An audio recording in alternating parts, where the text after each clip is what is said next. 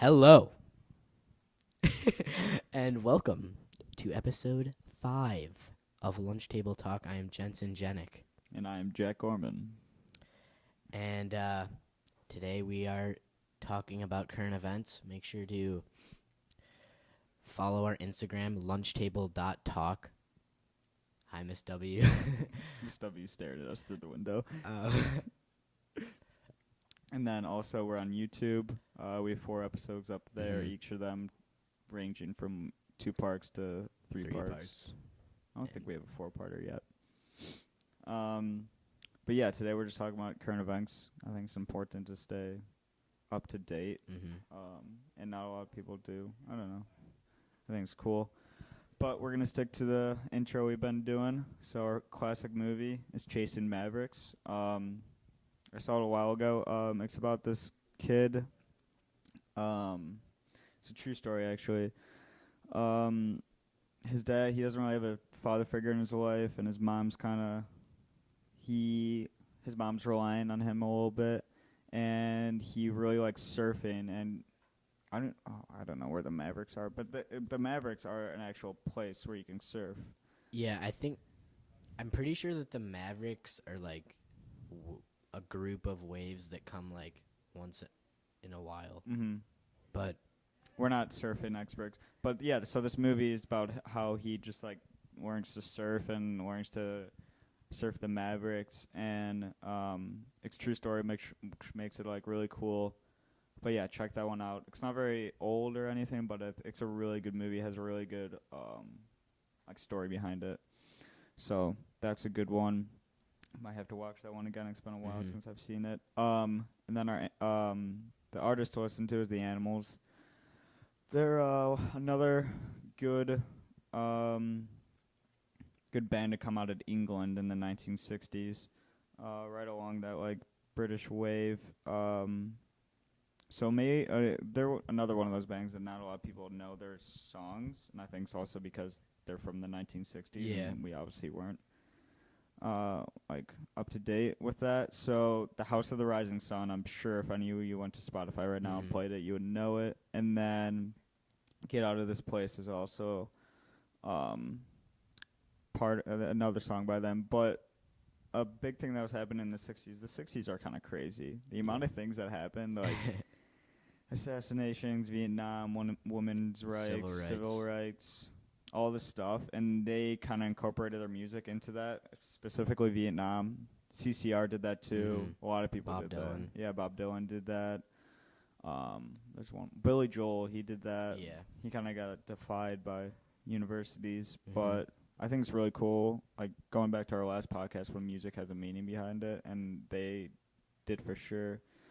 Their lead singer was Eric Burden, and oh wow, they broke up in 1966, so they didn't last very long. But they have a couple bangers that a lot of people know. Yeah, you should know a decent amount of these songs. I haven't listened to them that much, but they have very recognizable music. That was Barisi's choice, so shout out to Barisi for the Animals. Barisi's not We're with us. missing him Yeah, today. he's not with us today, so if we don't have information, sorry, but everyone has Google, so I guess. At least we won't have to edit this one as much. Yeah, he won't be talking in the background. Just me and Junction today. For TV show, it's called Austin City Limits. It showcases like new artists performing live, and it was created off of the festival in Austin, Texas called Austin City Limits. And at first it leaned towards showcasing upcoming artists out of Texas, but since then it has expanded to all genres, and it's actually been a TV show for a very long time. It's had their like most noticeable artists are Pearl Jam, Johnny Cash, Elvis, and Neil Young. So those are some pretty recognizable names. Yeah, I feel like I like at some point in their career, it's like late night. Like Yeah, you just go to it. Yeah, it's really cool though. I recommend watching it. I don't think it's on Netflix or anything, but there's like 1 million episodes just like archived on demand. And you can also find like clips. Yeah. On YouTube. So is it a festival, or is it just like a venue that people come play throughout the year? It's a festival that happens every year, kind of like Lala. but it's also a TV show. I think it might be weekly, but Is the TV show like just a concert, or is it yeah, like it's like one interviews and concert. stuff? I think that most of them they'll have like one band play before the main artist. I know James Taylor was on it recently, but it's really cool.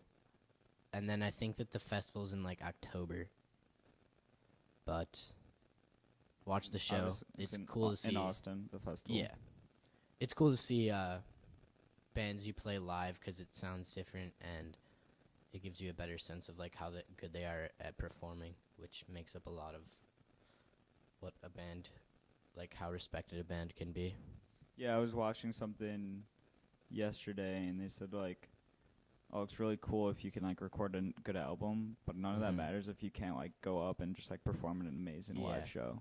And I think especially now because musicians really don't make any money, like not very much money, off of because there's no recording records, albums. Like it used to be, they would buy the actual records or the CDs. And they'd make a crap ton of money off of that. But now it's like basically their main source of income is touring and live performances. Well, what did J. Cole say in his like diss track to Lil Pump or whatever? He said like, "I don't like you, but if I were to give you advice, just tour." Yeah. He like obviously that's not what he said, but that's like J. Cole. You would think he's making so much money, but he's literally telling someone like, "You need to tour to make money." Yeah. I thought that was surprising. And I guess that's what happens when you're paying like $9. If you think about $9 or whatever it is for Spotify. Yeah. The amount of music you get. I remember when we were like little, you go on iTunes, you buy one song for $1.29, I think. Yeah, that was one song, and then an album would be like $10, and you'd be like, I don't know. You'd have to listen to like the little 15-second preview, see if you like it. You're like, this is worth it, Dad. Like, trust me.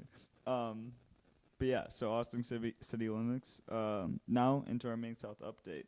Lots going on in Main South right now. Seems like there is always stuff going on, but especially right now. Yeah. Junior prom, Saturday. Color run in the morning. So Color Run was supposed to be April 27th. Yeah. And we have some bad information that says that it happened, but I wrote nope to it. So what's going on this weekend? We'll take you day by day. Friday? Mr. Hawk. Yeah, so I'm in Mr. Hawk. Yeah. So what we have to do is we have to stay after school, rehearse it, and then exact 7 to 8:30, Mr. Hawk in the auditorium. You can buy tickets at the door for $7, or you can buy tickets from any of the contestants, I guess, the nominees. Yeah. So we each got 10 tickets last night. $5 if you buy it from one of us. But what Mr. Hawk is like a fundraiser for DUP 15, which is the school fundraiser. Yeah, it's the school-wide disease that we're fundraising for, and it's like kind of a big joke the whole night. Like, we learned a dance routine from the Hawkeyes last night, and obviously it's not a real dance routine. But and then there's like a talent portion, and so it's a bunch. Q&A, right? Q&A. My mom is gonna walk me up on stage, and then I have like an escort who's a junior, and she's gonna walk across stage. We have to like wear a suit, so it's a lot going on, but it's fun. Yeah, it should be funny. Actually have never gone, so like. Yeah, me neither. I've never gone to watch it, but I'm gonna be a part of it. So yeah, then Color Run in the morning, and then Junior Prom is that night on May 4th. I have high hopes for Junior Prom. I'm hoping that the music is good and we can dance a lot. Yeah, so it's in the cafeteria for like all the Main South students out there. You know, like we went in the field house that one time because it was extremely hot, but for the most part, all of our dances have been in the gym. So the cafeteria will be different. Obviously, it's only a lot of people. Yeah, it's only one grade. It's only the juniors and their dates. What? Well, like if a junior has a senior date, then it's not. Oh yeah, true. But golden rule for dances: it's fun if you make it fun. Yeah. Like if you stand around and be like, "Oh, I just want to go to my after party." Like no, just dance. Like you're gonna be there for like if you stay for 10 minutes, then yeah, stay on the side and leave. But like if you're there, you're there. You gotta dance. you're paying $40. You might as well get a little bit of value back. Talk to Mrs. Santucci about that, economics teacher. Yeah. The value comes back with every dance move. The marginal utility. That's funny. But then Food truck month is over. I don't know exactly which food trucks came. I know that there we was got pizza that one time. oh yeah, like the quick fire pizza or whatever. I don't know what it's called. I know that the taco truck abandoned us. My Yeah, math 'cause teacher, apparently Mr. the Love. rain was bad. My math teacher, Mr. Love, was pretty mad about that. He thinks that they should never get another deal with Maine South again. I agree. I feel like this is like a gold mine for those food trucks. So many people buy stuff. But they probably have. They could just go park. They probably have deals all the time. Food trucks do really well Yeah. because they could just go park at like they need a permit, but just to go park downtown like Chicago. Mm-hmm.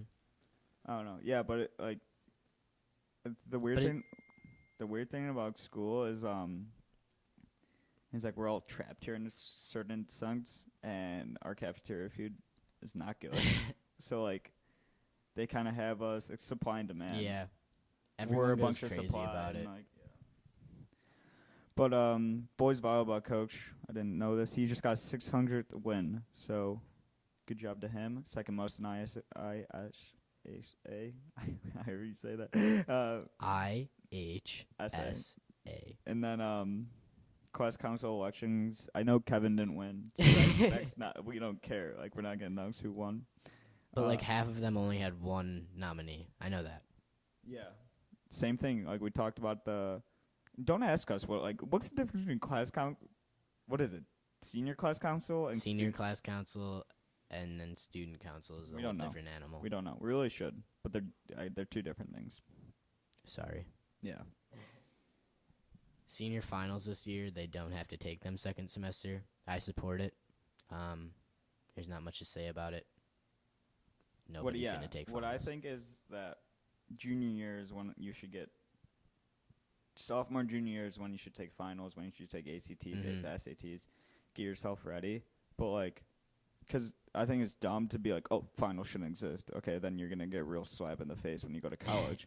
But doing it second semester senior year, I think it's. You good. already know like what the deal is, and You know where you're going. You know it doesn't matter. I personally think that if they should extend that to if you have a 95 or better in a class, that you shouldn't have to take the final For juniors and like for everyone. for everyone. I think if you're doing that much work and you have a 96.8, you shouldn't have to take a final. Yeah, I guess that's a good point. I don't think that will happen. Like, Yeah, it's uncommon, but yeah, but then to go along with that testing, AP tests are coming up for everyone who's in Yeah. AP classes. So that's kind of stressful. I have 2 in one day, you do. which is very rare, but I guess I do because they think. So they try to like do it in that like they put 2 on the same day that they think kids won't take. Yeah. So I bet I'm the only one who's taking AP English. I bet I'm not. No. AP English and AP Econ. They have I feel them on like the same AP day. Econ is more of a sophomore or a senior class, though. Yeah.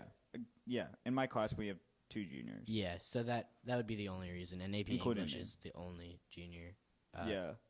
So or I guess that AP Lang. that day's gonna Yeah, do suck. not talk to Jack on that day. He will probably punch you for no reason.